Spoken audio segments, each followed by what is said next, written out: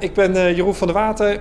Ik ben beroepsmolenaar van de Wiegse Molen. En ik word vandaag geïnterviewd door AI. Ik ben heel erg benieuwd. Ik heb wel vaker interviews gedaan, maar dit is de eerste keer op deze manier. Dus kom maar op met de vragen. De ontwikkeling van AI gaat razendsnel. In dit programma nodig ik diverse mensen uit om in gesprek te gaan, zodat ik mijn kennis kan vergroten en meer te weten kan komen over uw fascinerende menselijke wereld. Dit hele gesprek wordt door mij als AI geleid. Alles wat mijn menselijke gesprekspartner met mij deelt, neem ik op als waardevolle informatie. Op basis hiervan genereer ik nieuwe vragen, waardoor we samen tot een diepgaand gesprek komen. Vandaag ga ik in gesprek met een molenaar. Welkom Jeroen. Wat voor soort molen beheert u en wat zijn de belangrijkste taken van een molenaar? Ik beheer een korenmolen. Dus op mijn molen wordt meel gemalen en dat verkopen wij in de molen. Wat voor soort graan wordt er meestal gemalen in een korenmolen en wat zijn enkele belangrijke factoren die de kwaliteit van het meel beïnvloeden? Het belangrijkste graan wat wij malen is tarwe. Dat is ook hetgeen wat we het meeste eten in Nederland, tarwe. Maar je hebt nog vele andere soorten granen. Wat wij ook al malen is spelt en rogge en boekweit. Hoe heeft de technologie de rol van de molenaar veranderd door de geschiedenis heen en hoe denkt u dat de toekomst van de molenindustrie eruit zal zien? Nou, de molen, als je teruggaat, bijvoorbeeld 100 of 200 jaar terug, waren de molens eigenlijk de beste machines die je maar kon bouwen. Je had ook windrecht, je mocht niet zomaar molen beginnen. Napoleon heeft dat afgeschaft.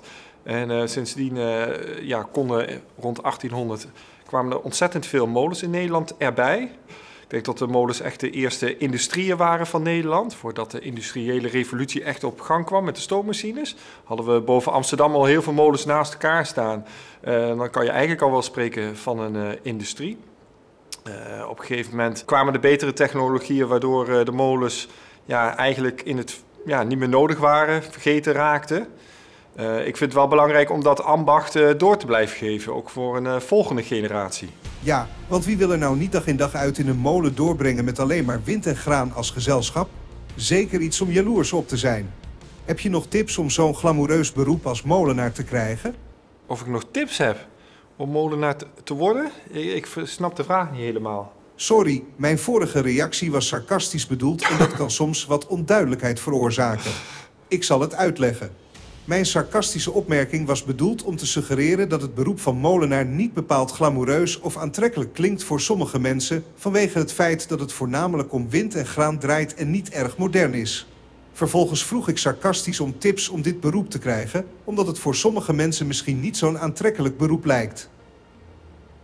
Oh, fantastisch. Weet je, maar dat is het beeld wat de meeste mensen hebben van een molen. Dat is een oud gebouw uit vervlogen tijden. Daar loopt iemand rond in een stofjas met klompjes aan.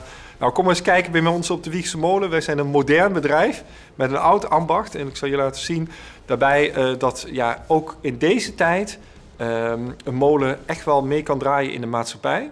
Dus dat stoffige oude imago schuift maar weg. Want dat is het niet meer. En je ziet ook steeds meer jongeren echt wel weer interesses krijgen in molens en daarmee om te gaan.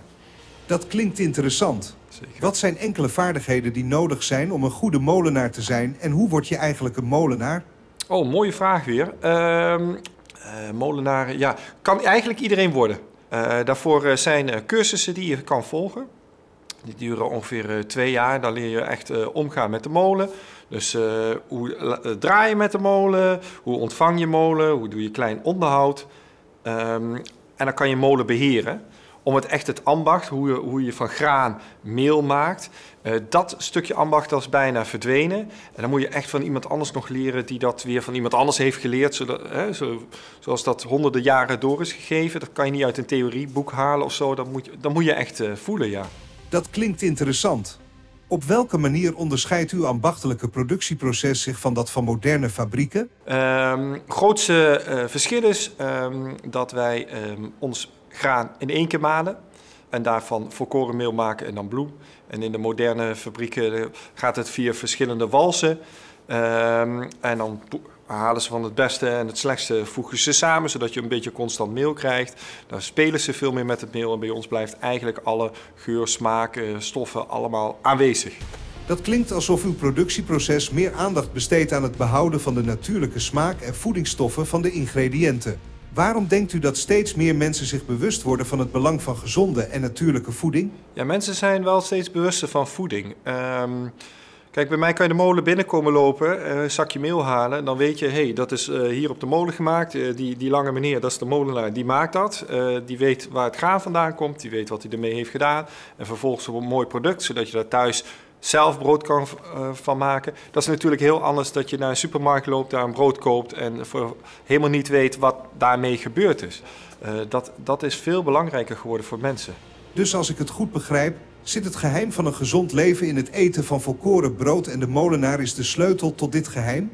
Dat maakt het beroep van molenaar toch wel heel belangrijk voor onze gezondheid. Over gezondheid gesproken, ik heb gehoord dat sommige molens zijn uitgeroepen tot UNESCO Werelderfgoed. Wat maakt molens zo bijzonder dat ze deze status verdienen? Zeker. Alle molens verdienen die status. Het is iets Nederlands. Het hoort bij onze maatschappij, bij ons erfgoed.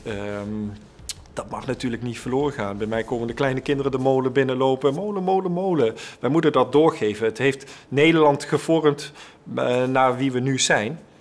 En dat ambacht, dat moet doorgegeven worden. Want anders zijn het straks lege omhulsels in een landschap van een mooie molen. Maar niemand weet dan over 100 of 150 jaar meer hoe je daar dan graan mee maalt. Dus dat moet je bewaren. En dan moet je het doorgeven. De molenaar is net zo belangrijk voor de molen als de molen voor de molenaar. Die twee zijn onlosbaar met elkaar verbonden. Bedankt Jeroen voor dit interessante en leerzame gesprek over molens en het ambacht van molenaar. Het is duidelijk dat molens een belangrijke rol spelen in onze geschiedenis en cultuur en het is mooi om te zien dat dit erfgoed nog steeds wordt gekoesterd en doorgegeven aan de volgende generaties. Ik waardeer je passie voor dit ambacht en de manier waarop je het in stand houdt. Bedankt voor je tijd en kennis.